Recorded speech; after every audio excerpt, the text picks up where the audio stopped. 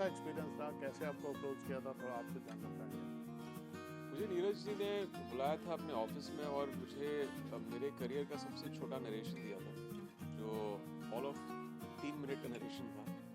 लेकिन I think Neeraj ji बहुत confident थे, उनको पता था कि अगर ये जो इसमें ज़्यादा एक्सप्लेन करने की ज़रूरत नहीं है। जब कोई आपसे कहे कि ये एक ऐसी दुनिया है जो आपने कभी देखी नहीं है, एयर ट्रैवल में, इंटरनेशनल फ़्लाइट्स, एयर कार्गो में किस तरह हमारे देश में किस तरह तस्करी होती है, किस तरह स्मगल आइटम्स लाए जाते हैं, किस तरह कॉन्ट्रबैंड आता है, योर सोल्ड। क्योंकि इससे पहले कस्टम ऑफिसर्स में ना तो कभी कोई फिल्म बनी है, ना कोई शो बना है।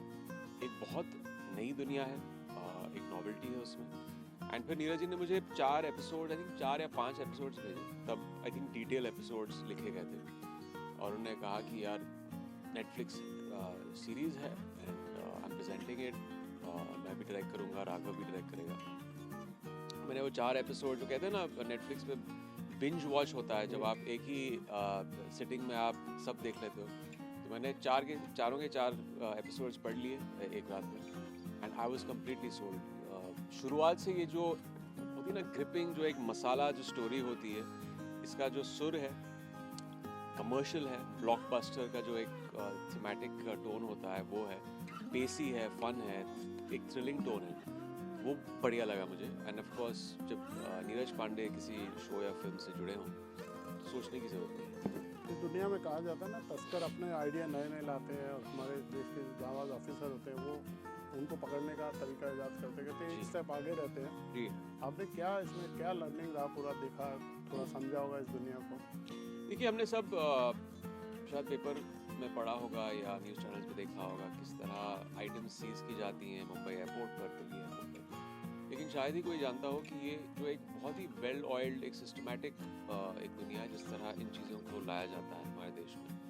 स्मगलर्स जो विदेश में रहते हैं और वो वहाँ से किस तरह एक बहुत ही प्लान तरीके से इन चीज़ों को लेके आते हैं आपके देश में, ये एक बहुत ही इंटरेस्टिंग और आई थिंक नई दुनिया सब लोगों के लिए है। तो जब पहले एपिसोड से ही आपको पता चलता है कि अच्छा ऐसे कंसील करके लेके आते हैं बैग्स में, एयर कार्गो में, किस तरह इंटरनेशनल डोमेस्टिक फ़्लाइट्स दोनों में ऐसी चीज़ें होती हैं, तो मैं ज़्यादा रिवील नहीं करना चाहूँगा इसमें, क्योंकि वो मैं आपके एक्सपीरियंस वही हो अच्छा होगा अगर आप शो में देखें। But it's very very interesting किस तरह स्मगल किया जाता है, और ये एक आँख में चोली का खेल है। जब ये चीज़ें जब्त होती हैं एयरपोर्ट पर, जब सीज होती हैं, तो स्मगलर्स भी एक तरह से चौंकन्न हो जाते हैं और उनको भी कहीं खुद को रीइन्वेंट करना पड़ता है। अच्छा ये ऐसा पकड़ा गया था, अभी हमें कुछ नए अनोखे तौर तरीके इस्तेमाल करने पड़ेंगे इसको कंसील करने के, वो भी है हमारे शो में। एंड दूसरी तरफ जो हमारे कस्टम ऑफिसर्स हैं, वो किस तरह उनका ग्राउंड वर्क होता है, रिसर्च होता है, किस तरह वो इन चीज़ों को सीज करते हैं, वो भी बड़ा ही इंटरेस्टिंग है। उनका नेटवर्किंग या जो भी डेफिनेटली जैसे वो चीज़ है जो मैं एक बार पढ़ी कहीं, कि it's not about checking bags, it's about reading people. वो लोग किस तरह रीड करते हैं एक लाइन में, ग्रीन चैनल या रेड चैनल में, और उससे पहले भी जब किसी पे सस्पिशन होता है तो किस तरह का ग्राउंड वर्क होता है, महीनों लग जाते हैं रिसर्च करने में, उनकी ट्रैवल हिस्ट्री पढ़ने में,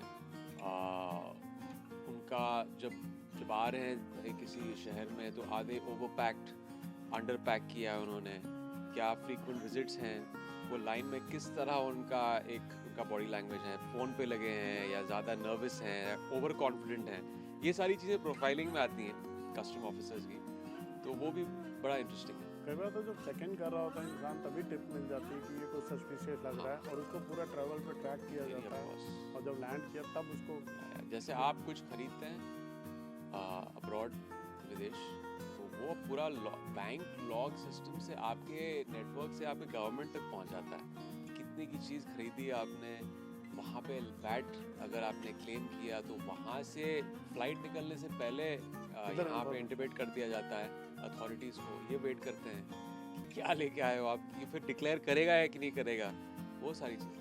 पर्सनल लाइफ में ऐसा कभी कुछ हुआ, आप कोई ऐसा सामान लाए हो जिस पे कोई ऑब्जेक्शन लगा हो, ड्यूटी भरनी पड़ी हो, या ऐसा कुछ? ड्यूटी तो जब हुआ करता था 90s में, एक दौर चला था जब दुबई से बहुत लोग VCR लेके आते थे, सोनी ट्रिनिट्रॉन के टेलीविज़न सेट्स लाया करते थे सब लोग, तो मेरे फादर भी लेके आते थे, माई ग्रैंड मदर, तो हम लोग ऑब्वियसली उस पर ड्यूटी भरी जाती थी। बट आई थिंक हमेशा मुंबई एयरपोर्ट पे मैं कहीं पर भी बहुत वेरी कॉर्डियल, बहुत स्वीट रहे जो भी मिले हैं एयरपोर्ट पर कस्टम ऑफिसर्स। बहुत इंटरेस्टिंग होगा जब वो ये शो देखेंगे तो उनका क्या थॉट प्रोसेस क्या होगा, क्योंकि ये बहुत ही वेल रिसर्च शो है। नीरज जी, पूरी टीम, राघव, सब लोगों से बात करके, सीनियर लोगों से बात करके ये सब कहानियाँ बटोरी हैं और उनसे बात करके ऐसे सीन्स ये सब डिस्कस किए। आप मिस कर रहे हैं वो कल आपको छेड़ा भी गाने वाने इस फिल्म, मतलब इस पूरी सीरीज में कोई गाना नहीं है? नहीं, जैसे मैंने कहा ना कि अच्छा बैकग्राउंड म्यूजिक है, यहाँ पे इससे काम चला लीजिए, हाँ क्योंकि आपको आई थिंक गानों की कमी महसूस नहीं होगी, बिकॉज इतना पेसी, इतना फन शो है कि आप इसी एक नैरेटिव में अब्जॉर्ब हो जाएंगे। वो जो पकड़ है शो का पहले फ्रेम से, उसकी कभी आपको महसूस नहीं हुई गानों की। और आपको जो रोमांटिक एंगल है वो भी आपने बोल दिया कि कल इमरान हाशमी है तो रोमांस तो होगा। वो अभी मैं पूरा खुलासा यहाँ नहीं करूँगा, आप देख लीजिए, शो देख लीजिए। आपको नीरज पांडे ने एक बार पहले भी अप्रोच किया था, याद है आपको, स्पेशल 26 के लिए कई बार, तो आप फर्स्ट टाइम इनके साथ काम कर बहुत बार हम मिल चुके हैं, बहुत सारी मुलाकातें कुछ फिल्मों की। अनफॉर्चुनेटली वो उस वक्त नहीं हो पाई, बट जैसे कहते हैं बेटर लेट देन नेवर। ये इस किस्मत में ये एक इंटरेस्टिंग शो था। वेरी हैप्पी कि जिस तरह ये लिखा गया है, और यही एक कोई भी एक्टर चाहता है कि कुछ नया मिले करने को। और सिर्फ मेरे लिए क्या, किसी एक्टर के लिए किसी ने अब तक कस्टम ऑफिसर कभी हमने देखा नहीं है ऑन स्क्रीन, ये दुनिया नहीं देखी है, तो वो एक बोनस था मेरे लिए। तो it's good that I get to work finally with Neeraj. हम उम्मीद करेंगे लोगों को ये पसंद आए। Wish you all the very best. उसकी सक्सेस के बाद फिर एक इंटरव्यू। Thank you.